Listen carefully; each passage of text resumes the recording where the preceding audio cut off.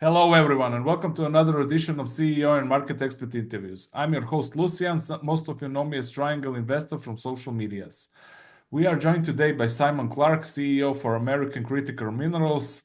Simon, great to have you. Welcome to my show. Thank you very much, Lucian. It's a pleasure to be here. Yeah, it's a pleasure to have you in my show. I know you, we will start with you and your background. I know that you have a rich background, multi-commodity and multi-jurisdiction experience, and I would like to start with that. Share us your origin story, a little bit of your background to our viewers, so we can go from there.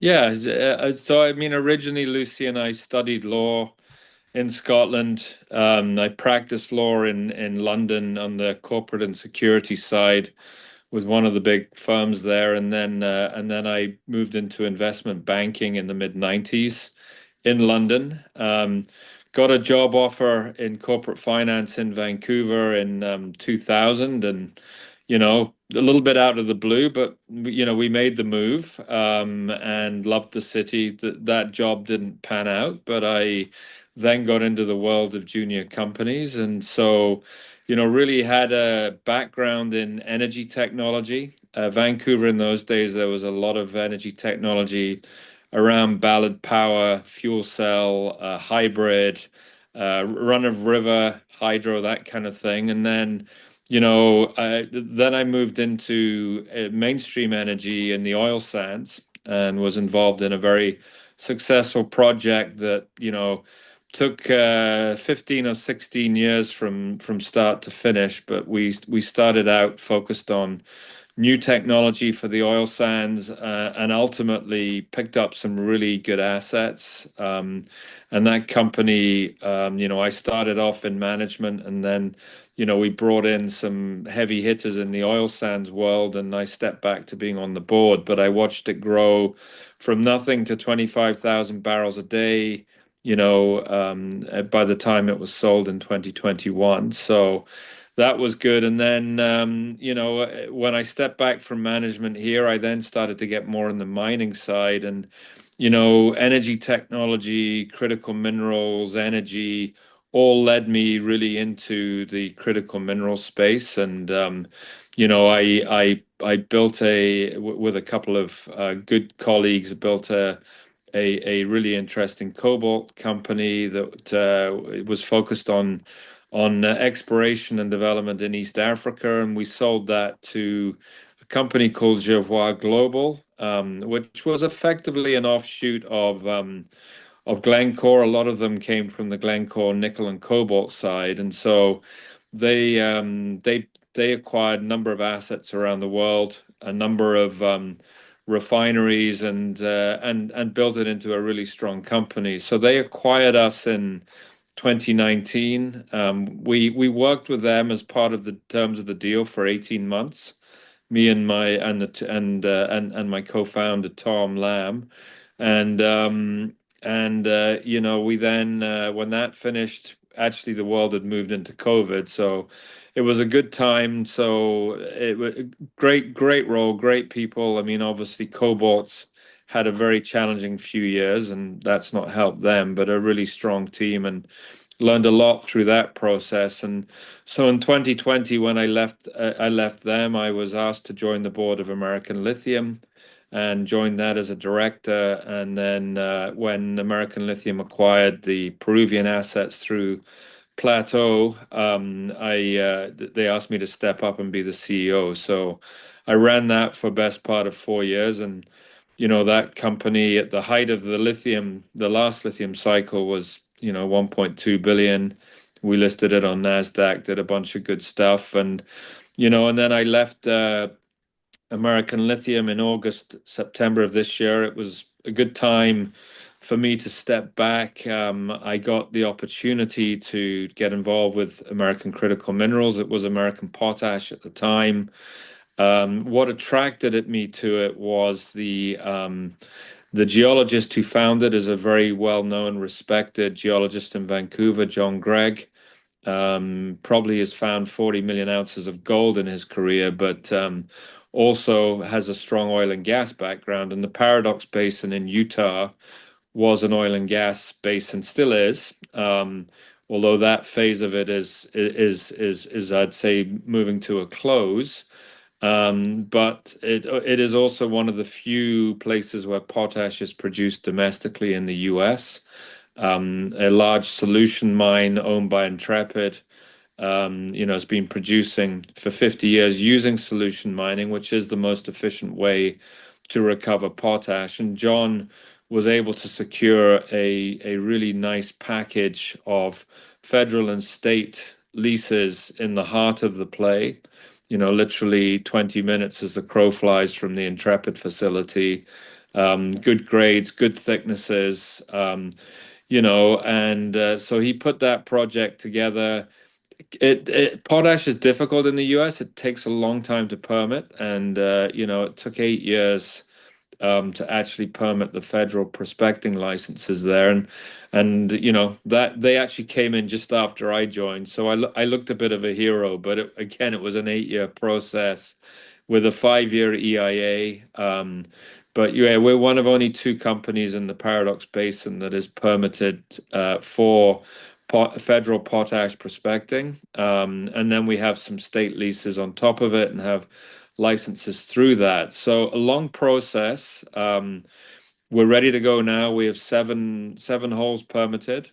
And as the company went through that process, Lucy, and the bit that intrigued me in particular was the lithium brine side.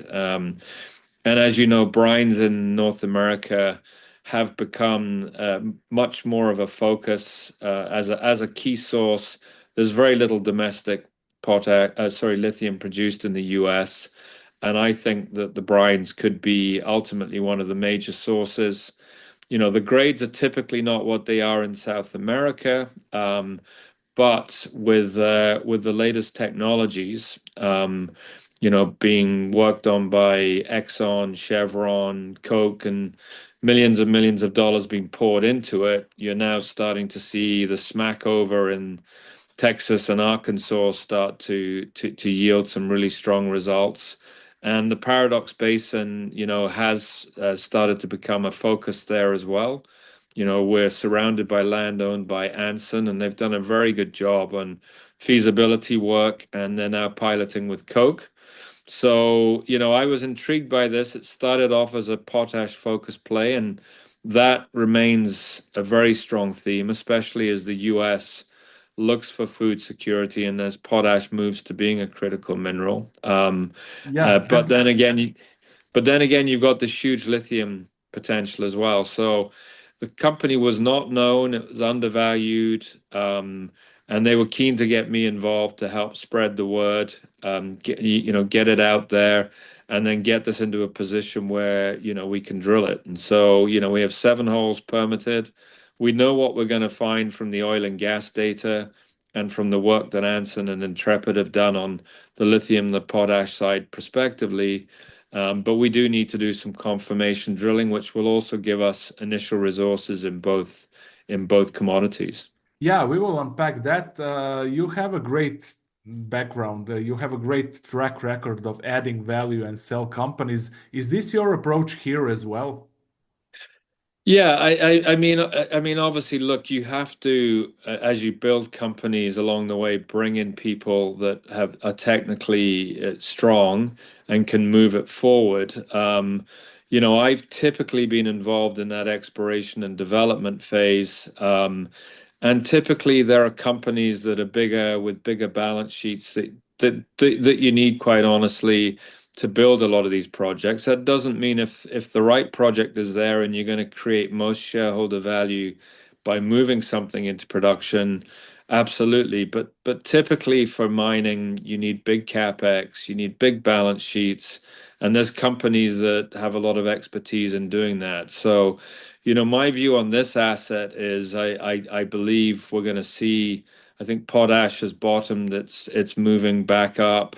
I think domestic potash, especially with this administration, is going to be more and more to the fore, and the same on the lithium side. And so, my view here is we know what we've got because of the oil and gas wells, because Agapito, who are the the key engineers in the potash space put a very strong 43101 exploration target on this project, 600 million tons to 1 billion tons, grading 19 to 29% KCl.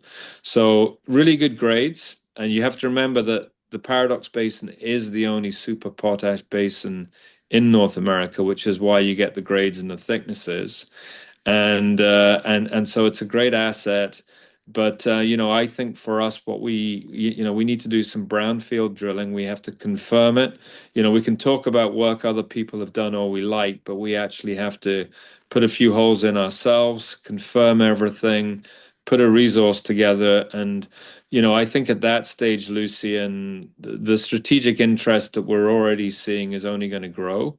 And again, this is a company that, it's a little bit of a hidden gem. I mentioned John Gregg off the top. I should also mention David Elliott and Andrew Williams at Hayward, who funded a lot of John's projects very successfully, have funded this for 10 years, through some cycles and some tougher times. And, as we waited for those potash permits, they've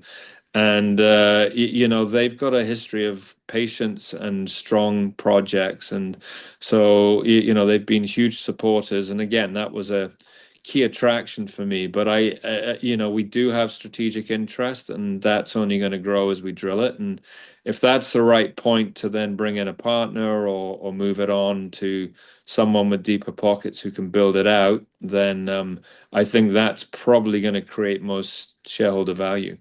Got it. Let's clarify the part of the potash exploration target of 600 million to 1 billion tons of potash. I'm not sure people understand the term exploration target. Can you give me some color on that?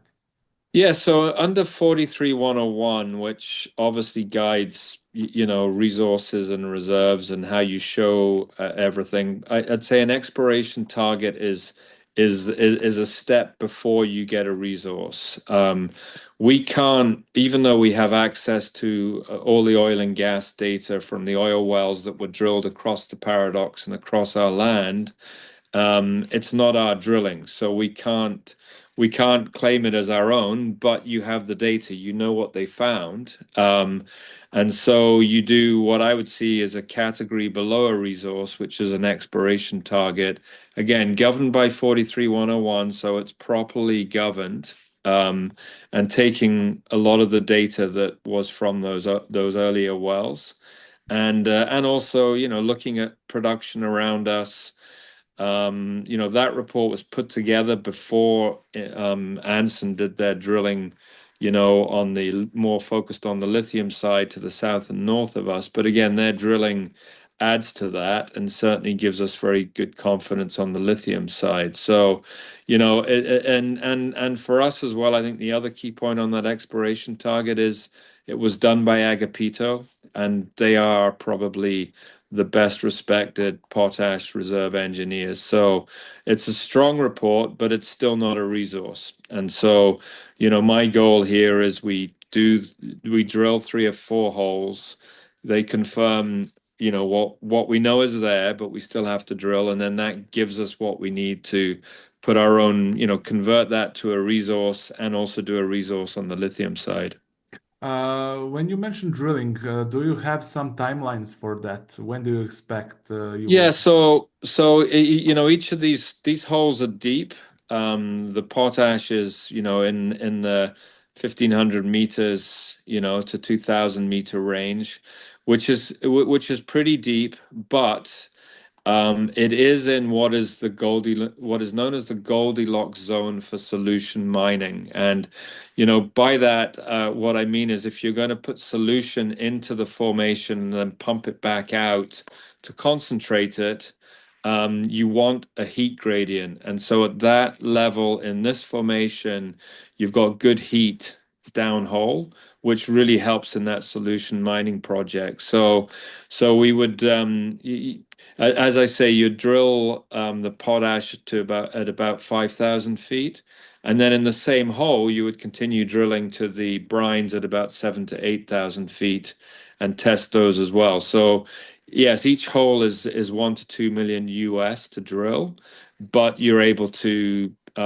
test both the lithium and the potash and ultimately put a resource together. So what we're doing here is we're doing all the prep work for that. We have all the permits. We have a lot of the oil and gas data, so we know where we're probably going to put the drill collars. We'll tighten that up. And then, at some point over the next 3 to 6 months, depending on market conditions, we would look to raise the capital to drill 3 to 4 holes and then, as I say, put a resource together on the back of it. So a lot of that depends on market timing. We want to make sure we have all of our ducks in a row before we pull the trigger on that. But obviously, that's a huge milestone for this company. Again, we know what we're going to get, but we still have to prove it ourselves. Yeah, So. after you finish the initial mineral resource, it wouldn't take a lot of time to do the PEA, right? No, exactly. Once you have the resource, we have the inputs. I mean, the nice thing for us with Intrepid being nearby is you have a rail spur very close. They've been putting their product on rail for 40, 50 years, and then it goes straight into the key, industrial and farming land in the US. We're in the heart of Utah, well positioned both on the lithium side, but obviously, as Intrepid has shown for the agricultural belts as well. Yeah, within your claims, there is a land set aside for processing, Yes. a clear indication that the state foresees future development in the basin and generally in the area, right? Yes, exactly. And that's on the federal side, so that was done by the BLM. As I say, potash isn't like just putting placer claims in place and then exploring. There's a lot of environmental work they did themselves before they give you the permits. And they've already looked at our land and said, okay, this is in what they call the high grade zone in the Paradox Basin. This is a ripe area for potash mining. And as part of that license, we've also demarked where we think it makes sense for you to put your processing and everything else. So they've actually taken that step as part of it. And so there is part of our land that is already been put forward by the BLM for that side of things. That's excellent. You Yeah. mentioned permits and leases. What currently do you have in hand when it comes to permits and leases? And what is the size of the area you hold? Yeah, so the area is about 34,000 acres. It's a mix. Most of that land is federal BLM land. We have about 7 or 8,000 acres of state leases in the mix as well, dotted throughout. And so the state has different requirements from the federal side of things. Generally, Utah is actually the number one ranked mining jurisdiction in the world right now by the Fraser Institute. Yeah. For mining investment. So it's a great jurisdiction. So the state is very proactive on the mining side, and that process is actually typically quicker than it is on the federal side. So, having some state land in the mix gives us flexibility, in terms of, it getting permits to drill on that land was quicker than getting the federal permits. Now we have both. We have a mix of both, which is good. And so. And then what we did as well, what Dean, my predecessor, and my COO did is he very smartly put in the placer claims as well. It's not 100% clear when you're dealing with federal potash leases in particular whether that also covers the lithium rights. So to double check, we also put in place placer claims across the full 33,000 acres to make sure the lithium and the byproducts of lithium. There's a lot of bromine, for example, in this formation as well, which we think could be an interesting byproduct. We wanted to make sure that absolutely that was covered. So we have the rights for that. So we have exploration rights, prospecting rights, We have 7 holes that have been permitted for us to drill. So when we're ready to drill, and because of the style of this blanket formations, you probably could get an inferred resource with 1 to 2 holes. We think 3 to 4, will give us a much better ability to put together a big initial resource on both commodities. So we're in good position to do that. Any uranium on the ground? There could well be. There is uranium in the Paradox for sure. It's not. I mean, as we drill, we'll obviously find out for sure what is there. There's also been a fair amount of helium found in the Paradox, so that's something else. I don't want people to think we're not focused on potash and lithium because we like what we have, but absolutely you could find it. I mean, typically the uranium in the Paradox Basin, although there are players that have focused on that, it's not necessarily the best style of mineralization. But if you go away from a little bit away from the Paradox in Utah, there is some good stuff. I mean, we know the guys at ISO, for example, very well, who have a lot of operations in Utah, and we talk to them about potentially collaborating. So, there's good infrastructure, there's good mining knowledge, there's roads, there's electricity, there's power, there's obviously the rail that services the Intrepid mine. So it's a really good location, and from a regulatory perspective, a great state to be working in. So the infrastructure is at place. I mean, near to your claims, near to your property. You have it all. Absolutely, yes. Yeah, I mean, obviously, when you go into the claim area itself, you're on dirt roads. They're in very good shape, but you very quickly move off that onto main state roads and then main highways.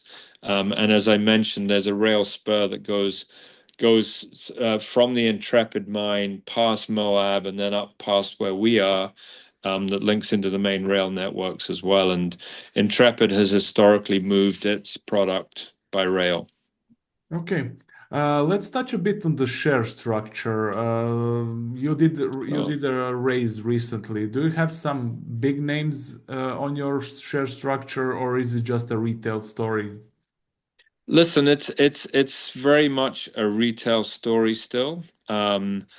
We do have strategic interest, and that is another option as we move forward here. Depending on where markets are, and when we raise capital to drill, another option would be to look at bringing in someone at the project level. We feel that it makes more sense to do that when the stock price is higher, and if we can fund the drilling ourselves, through the main market, I ultimately think that will help us then, when we're looking to do negotiations with strategic partners or investors, or even acquirers down the line. And I think that drilling is a huge milestone for us. So, I'd rather we did it that way, but there is strategic interest. And again, if the right partner is there at the right time, then that's another angle. So, but in terms of in terms of our shareholders, yes, it's largely retail, but I would submit that Andrew Williams and David Elliott, David Elliott is I think one of the only brokers in Canada, if not the only broker that is in the Mining Hall of Fame. They have an excellent reputation for finding projects. You will regularly see them invest privately and keep companies private for many years before they go public. So they have a long-term time horizon. They've stuck with this project for 10 years through the whole permitting side of things, through various cycles, because they fundamentally believe in John Gregg and his ability to put together great projects. So they have been highly supportive. They did a lot of this last raise, and the majority of most of the previous ones. And so we think the stock is in very good hands, and I think that's borne out. You can see the financing that was done in August, September time to pay for the annual permits, that's free trading, and we've barely seen a share come out of that. It's a very tight shareholder group. It's people who believe in this story long term, and who've continued to fund it over a number of years. And then obviously I've invested in the last two rounds since I've been involved, and most of my management and board does as well. So very strong insider ownership as well. Yeah, that was actually my next question. Skin in the game, you have it, right? Absolutely. Yeah. Yeah. It's, myself, Colin, who's on our board and is the CEO on the uranium side in Wyoming as well. He's Premier American uranium. yes. Yeah. Thank you. I was forgetting the name there for a minute. So Colin's a great advocate. Dean Besserer, as I mentioned, who actually was, was one of my partners on M2 Cobalt, and then Javois. So he's a guy I've known and trusted for a long time, an excellent exploration geo, has worked all over the world, and he did a really good job helping to clean this company up and get it ready for the big time, and and timing on that. So yeah, and then Eric Miller, who is very well connected in Washington. He's done a lot of work for me in other projects with the DOE and DOD and the various government agencies in Washington and at state level. And he's a Canadian originally, so does a lot of work, involving the Canadian government as well. So I think he's a really key guy, and I can't speak high enough of Steve Vanry, who I've known Steve for many years, actually for 15 years now. Just a great executive and director, and knows junior mining backwards. So I think we have a really strong team, and a strong and a strong supporter base. And obviously part of my role now is to get this in front of strategics and institutional investors and banks, and start to get people interested so we can move to the next level, which I think this project with its size and scale will definitely attract a lot of attention. Yeah, let's wrap it up with news flow. What can investors expect in the next period, and actually, what kind of news can they expect from the company? Yeah, so we will continue to do some the work to position the program. We will do some further analysis on some of the historic data that is there. So we will continue to put out news on that front. We will obviously, Anson on the lithium side is doing a lot of work for us, and their project is contiguous to the south and the north. So we're right in the middle. They're piloting with Coke, so there's a lot of news coming out of that. There's a couple of key guys that I would like as we move forward to add to the team. I think there's a couple of key guys on the advisory side who can really help us round everything out. And then obviously, if there's something on the strategic side, we're looking at a number of things, and ultimately getting drilling and drilling this project, something that we'd like to launch certainly in the first half of the year here. So, it's a busy time. We are creating investor awareness. Again, this was a company that, because of, for one reason or another, and because it was going through this long, convoluted process on the permits, wasn't well known. And so a lot of it is education and marketing and building awareness, and we're in the middle of that. But I think there's going to be some strong industry sector